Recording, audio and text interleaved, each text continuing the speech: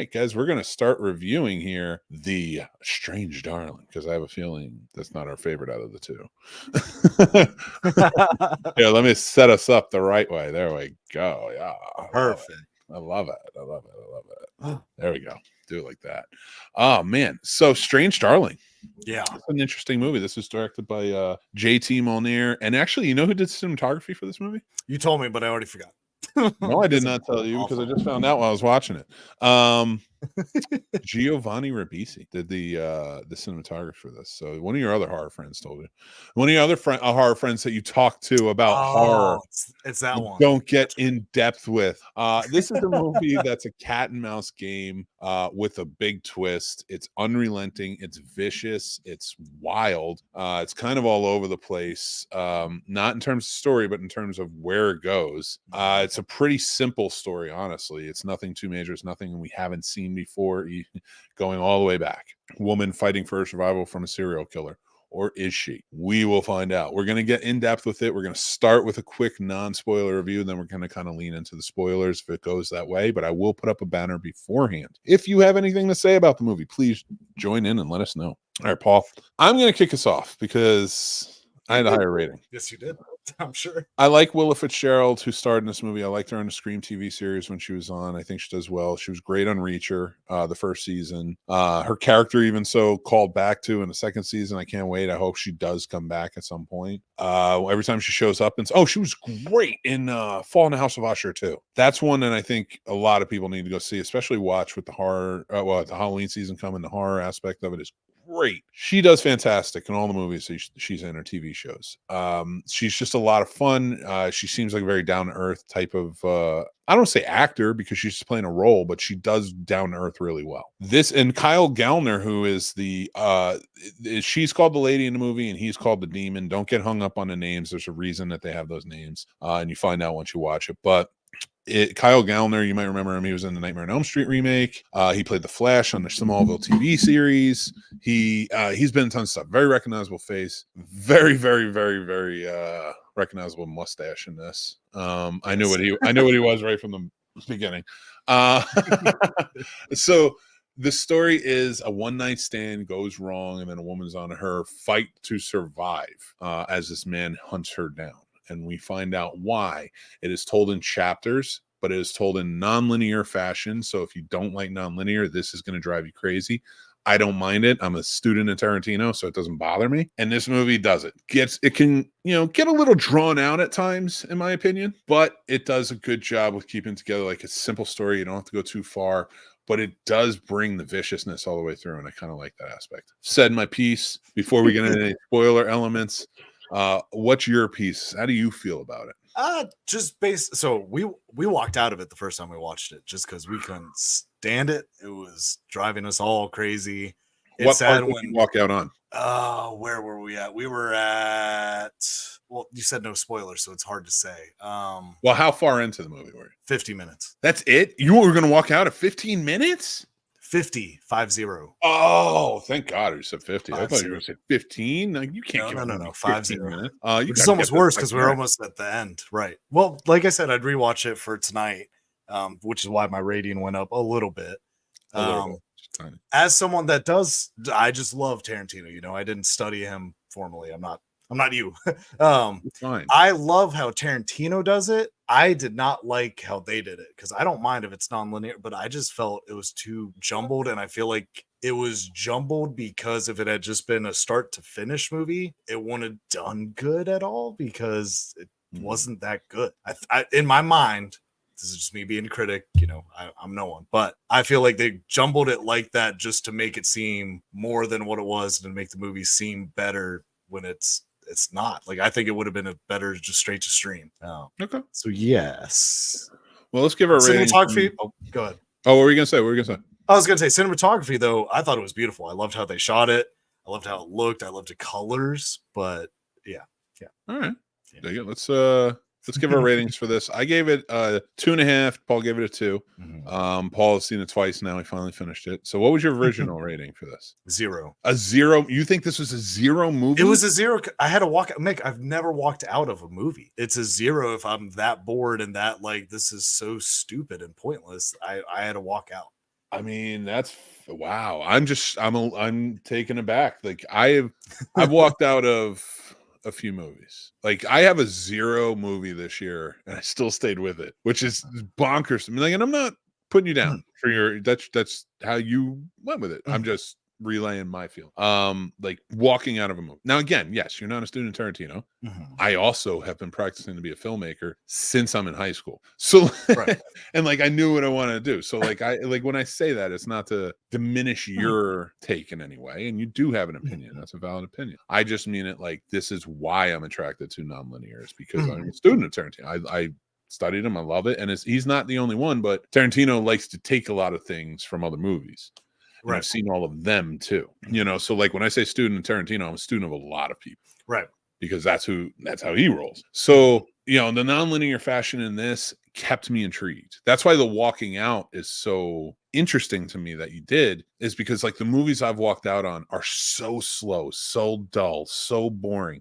There's never a change. We never can expect anything to really happen. Like Solaris, I walked out on. Okay. You know, something like that. See that.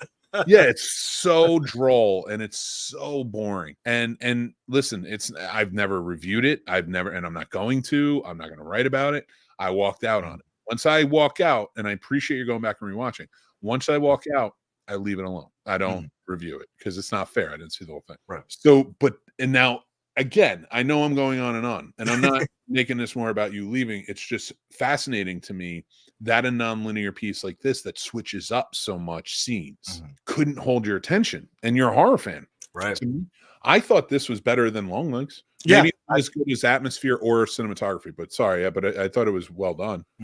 Probably better. I think it probably was better than Longlegs. I think Longlegs, I just had a higher anticipation because I had only learned about this movie like 3 days before it got released. Like Longlegs, I kind of had more anticipation. So like that's probably why I didn't leave theaters, because I was like, oh, it's going to get good, you know, whatever.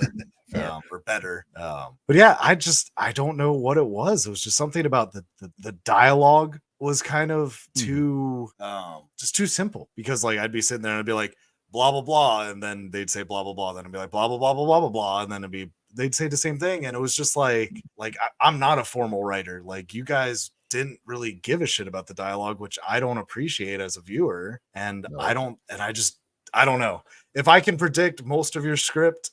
Spoilers up. Boo. Spoilers up. Go into it. I want to hear it. I just thought it was fucking ridiculous. Like the safe word, man. That fucking bullshit scene. Like they're sitting there in the van. I get they wanted to like make it intense. Like I understood why they did the shot, you know, that nice neon light in the background, and it did look beautiful, but that dialogue just fucking killed it, man. This back and Why, forth though? when he was trying to it just didn't make sense to me. Oh, wow. As someone that's been in a lot of situations, it's just it wouldn't go like that. I don't know. It just wasn't. Spoilers are up now. I'm asking for a reason. I'm challenging you, please. I just don't know. It just seemed too sketch. Like, because at first I'm like, is she a prostitute? Is she not a prostitute? Like, where the fuck is this going? Are they meeting up? And then it's like, okay, it's a role play thing. And then it's like, okay, well, that's cool. But my goal is never to get you to like a movie that you don't like. If you don't like it, that's fine. But if I can shed a different point of view on it, on why certain things are like that, if I'm gonna. And the reason being is because that set up so much with that dialogue. All of her talk was to dominate his thinking. Right. All he wanted to do through the rest of that was prove to her that he is worthy of a one night stand with her, but also that he is a nice guy. He is a good guy. And all of that was to lull him into doing that. So she'll do as he says, listen to him. She can beat him up and then eventually, spoiler, kill him, because she is in fact a serial killer. That scene to me, especially when he tucks his gun and he in his leg, which comes into play later, but he snaps it closed. Yeah. You know, to me, it was just like, that was like, she got him. Yeah. He trusts her. And all she had to do was talk about how like, are you a serial killer? Are you going to kill me? Like, this is what I have to worry about as a woman. Like, and she delivers it. I thought she delivered it with such like a coy playfulness that when you get to the bedroom later and he's choking her, and it's a sexual act, everybody, just so you know, it's not a murder. Sexual act. Consenting one. Consenting sexual act. Yes. They're it's a consensual role play of non-consent is what they're doing in the movie. And so when he's really trying to get into it and really trying to do it for her. And you think he is like, I think it sparks really well because of that beginning scene where it's just him looking like he's hurting, and you saw her already. By the time you get to that point, like, and she's berating him, she never had any intention of being into it or sleeping with him. Right. This was all her ploy. And to find that out later when she gets to the old people's house, I just thought it was really well tied together. I thought it was such a visceral movie that turned things on its head, and to find out that he's a cop and she's a serial killer, and the only reason he's hunting her is because, not because he tried to kill her or she tried to kill him, because he realizes she's this vicious serial killer and he has to stop her. He does it the completely wrong way. Right. He's also trying to save face and such because, he was doing coke and he was doing the whole thing. But fuck that scene. God damn. Oh my God. That was Tony Montana right there. He was like, I was like, are you fucking anyway. Oh my God. When he's hunting around the house, just shooting all the trunks and such, and she's in one, and you're just waiting on this before you even know what she is. You're like, yeah, oh my God, this is vicious. I thought they did such a great job having her play off as the victim, where there were even times where I was like, I hope she gets away. Right. Knowing who he was. But she did such a good job manipulating the audience too. Yeah. That's my take on it. That's why I gave it a 2.5. I think it's worth checking out. I like Strange Darling. Paul, you still hated it. I give it a 2 after a rewatch, you guys. So I will say it does have a little bit more merit. I will say I think you could wait to stream it at home. That's fair. If you enjoy just cinematography, I will say, like I said, the scenes I saw, they were beautiful. I did like how they shot it, but the colors and everything, which is probably why it got at least a 1 added to that. And then the acting was the other point. But yeah, I love it. It's a stream at home.